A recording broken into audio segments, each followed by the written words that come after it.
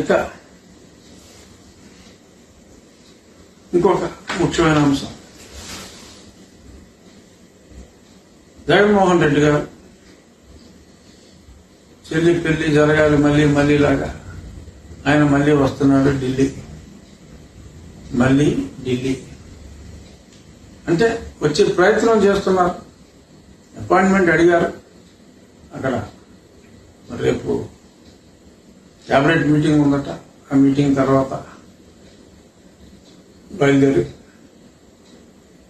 రావాలనేది ఆయన కోరిక.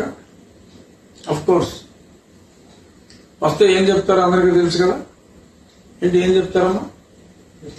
విభజన సమస్యలు, ప్రత్యేక హోదా, ఇంకా ఇలాంటివి, స్టీల్ ప్లాంట్ ని ప్రైవేటైజ్ చేయొద్దు అని ఇలాంటివన్నీ అడిగామని చెప్పి అరిగిపోయిన గ్రామ్ఫోన్ రికార్డ్ లాగా మళ్ళీ చెప్తారు. సాక్షిలో రాస్తారు. ఇంకొన్ని సాక్షి అనుబంధ నీలి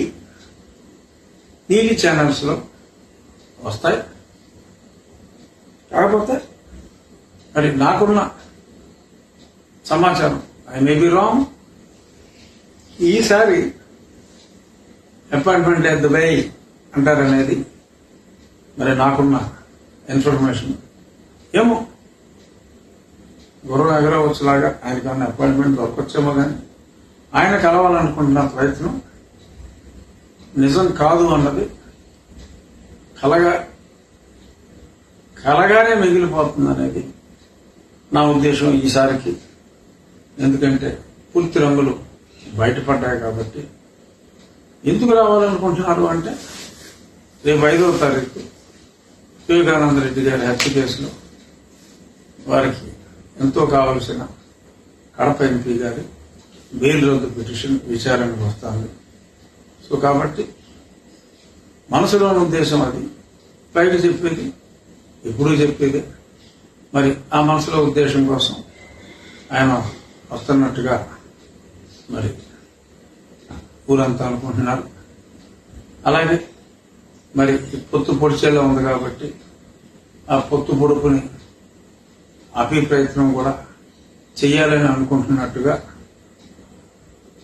ఊరంతా అనుకుంటున్నారు. మీరేమో పొత్తు ఉంటుంది అనేది గంటపదంగా చెప్తారు. సాక్షిలోనే ఉండాలనేది మీ ఆశయం, కోరిక. కానీ అసలు సాక్షిలో కానీ ఇంకా వైసీపీ ఆశ, కోరిక కాదు, ఆశయం కూడా. అసలు సాక్షిలో ఏమో అసలు పొత్తే ఉండదు, వీళ్ళకి పొత్తు అండర్స్టాండింగ్ లేదు అసలు ఈ రాష్ట్రంలో అనేది వాళ్ళు వార్తలు రాస్తారు. దాని సాక్షి చూసేవాళ్ళు నువ్వు కూడా, నేను చూసా. అందులో ఆల్రెడీ క్యాండిడేట్ల సెలక్షన్ అన్నీ అయిపోతున్నాయి, ఇంకా పొత్తు లేదవచ్చు అని చెప్పి రాసుకున్నారు. అందుకనే నాకు కాన్ఫిడెన్స్ వచ్చింది. సాక్షిలో రాశాడంటే అది అవదు డెఫినెట్ గా. ఎందుకంటే దేశంలో ఒక అద్భుతమైన సుస్థిరత కోసం ప్రధాని గారు మరి కాస్త భావ స్వారూప్యం ఉన్నప్పటికీ మరి నితీష్ కుమార్ గారిని దగ్గరికి తీసుకోను, ఇంకెప్పుడు కూడా ఈ కట్ పర్మనెంట్ కట్ అని అన్నప్పటికీ మరి నితీష్ కుమార్ గారిని ముఖ్యమంత్రిగా కూర్చోబెట్టారు. కర్ణాటకలో మరి ఎలక్షన్లో ఒకరినొకరు నిందించుకున్నప్పటికీ మరి మా కుమారస్వామిని మరి ఎన్డీఏలో జాయిన్ చేసుకున్నారు. సో అలా ఒక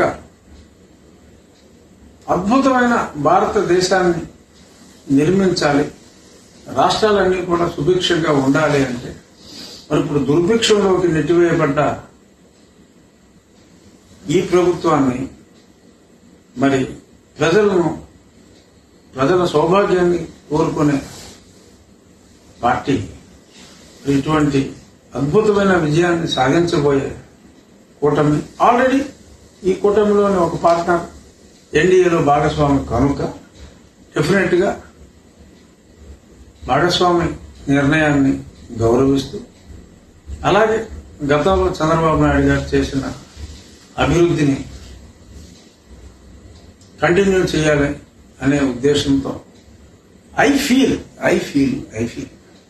తప్పకుండా ఈ చెలిమి కొనసాగుతుంది అనేది నా భావన. చూద్దాం. జగన్మోహన్ రెడ్డి గారికి అపాయింట్మెంట్ ఒకవేళ దొరకలేదనుకో, నేను చెప్పింది నిజమైందన్న అభిప్రాయం జనాలకు వస్తుంది. చూడాలి. అంటే ఒకవేళ ముఖ్యమంత్రి ఆయనకి ఇక్కడ అపాయింట్మెంట్ దొరికినా కానీ ఎందుకు అంత భయాందోళన గురికావడం? వాళ్ళిద్దరు ఆల్రెడీ కలిశారు, మూడో పార్టీ బీజేపీ కలిస్తే మీ పార్టీ ఏంది అంత భయం? భయం ఎందుకంటే మరి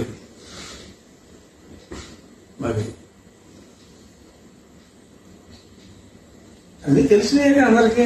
ఎందుకంటే మరి ఎన్ని ఉన్నాయి కదా. సో అందుకు కొన్ని మనం మనసులో ఇది ఎన్టీ రామారావు కంట్రోల్ అనుకున్నట్టు మనం వాళ్ళని కంట్రోల్ చేసేసుకోవాలి. తప్పదు. అందరికీ తెలిసిన విషయాలని మనం నోట్లో బయట రాకుండా నొక్కేద్దాం. డెఫినెట్ గా మరి ఈసారి మళ్లీ ఢిల్లీ యాత్రకి మరి ఇక్కడ బ్రేకులు పడతాయనేది అసలు వాళ్ళకి సీరియస్నెస్ లేదమ్మా. ఇవాళ మీటింగ్ ఉంది కదా, ప్రతిపక్షాల మీటింగ్. అప్పుడు రాలా, మిథున్ రెడ్డి రాలా, సాయి రెడ్డి రాలా, ఎవరో ఒక ఎంపీని ఎవరినో పంపించారంట. So that shows there is no seriousness. అసలు సీరియస్నెస్ ఏం లేదు. సో అంచేత సరే రేపు మాపు ఎత్తిపోయే పార్టీ గురించి, వాళ్ళ పేపర్ గురించి, పైగా ఆ సాక్షి పేపర్లో శ్రీమతి వైఎస్ షర్మిలారెడ్డి సగం వాటా నాదే అని చెప్పి ఆవిడ చెప్పింది. దానికి ఒక అద్భుతమైన కార్టూన్ కూడా మనం చూసాం. మాకిరెడ్డి గారి కార్టూన్ ఈనాడులో. అవునమ్మా, మీకు సగం వాటా ఉందని చెప్పి సగం పేజీలు మీ మీద రాస్తున్నారని చెప్పి,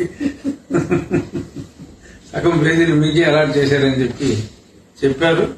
చాలా దారుణం. ఒక వ్యక్తిత్వ హననం ఆ రేంజ్లో చేయటం, అతి నీచమైన భాషలో ఆ ట్వీట్లు పెట్టడం గురించి గతంలో మాట్లాడుకున్నాం. దీనికి పరాకాష్ఠగా శ్రీమతి రోజా గారు ప్యాక్ చేసి పంపిస్తాము హైదరాబాద్కి అని చెప్పి ఆవిడ కూడా మరి వార్నింగ్ ఇవ్వడం జరిగింది. మామూలుగా నువ్వు నేను ప్యాక్ చేసి పంపుతానంటే రొటీన్ డైలాగు, కానీ మా పార్టీ వాళ్ళు ప్యాక్ చేసి పంపుతానంటే అది సీరియస్ డైలాగు. మనం చూసాం. మరి అనంతబాబు గారు సుబ్రహ్మణ్యం అనే ఒక దళిత యువకుడిని మరి ప్యాక్ చేసి వారింటికే పంపారు. అడిదరికి తగలగా. అలాగే మరి పులివెందుల్లో పొట్టెలతో హత్య చేసినప్పుడు ఊర్లో ఉన్న బ్యాండేజ్ అంతా వాడి ప్యాక్ చేశారు బాడీని. సో అలా ప్యాకేజింగ్ సర్వీసెస్ లో మరి ఆరితేరిన యువజన శ్రామిక రైతు కాంగ్రెస్ పార్టీలో ఒక మంత్రిగా, రోజా గారు మంత్రి కదా, అదే కొత్త బ్యాచే కదండి మంత్రి. సో ఒక మంత్రిగా మరి ఆవిడ అంత మాట అన్నారంటే అది సీరియస్ గా తీసుకోవలసిన